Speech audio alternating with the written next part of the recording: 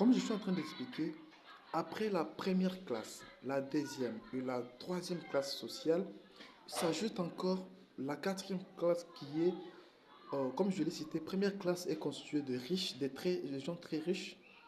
Deuxième est constituée des personnes ayant des ressources nécessaires pour survivre. Et la dernière classe qui est constituée des pauvres.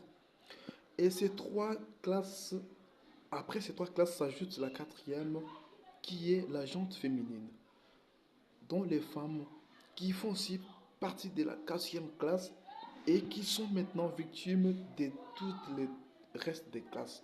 Là, comme je vous ai expliqué dans la première théorie, les trois classes ne s'entendaient pas parce que ils sont des ennemis.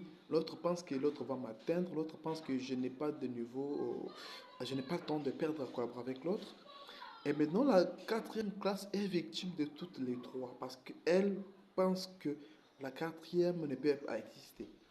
Voilà pourquoi la femme est tellement négligée parce qu'elle ne peut pas faire d'abord place à la première classe, deuxième et troisième.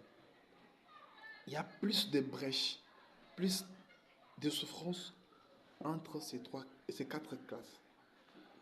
Alors, la première classe ne supporte pas la moyenne ne supporte pas la faible et la faible ne supporte pas. Maintenant, ici, toutes les trois ne supportent pas la gente féminine. Voilà pourquoi les femmes sont plus victimes. Parce qu'en dehors du fait qu'elles font aussi partie de ces trois classes, elles sont maintenant mises à côté dans un camp écarté de ces trois classes. D'où les femmes doivent fournir beaucoup d'efforts pour s'en sortir. Sinon, elles seront toujours victimes de la misogynie, du machisme de la part d'autres classes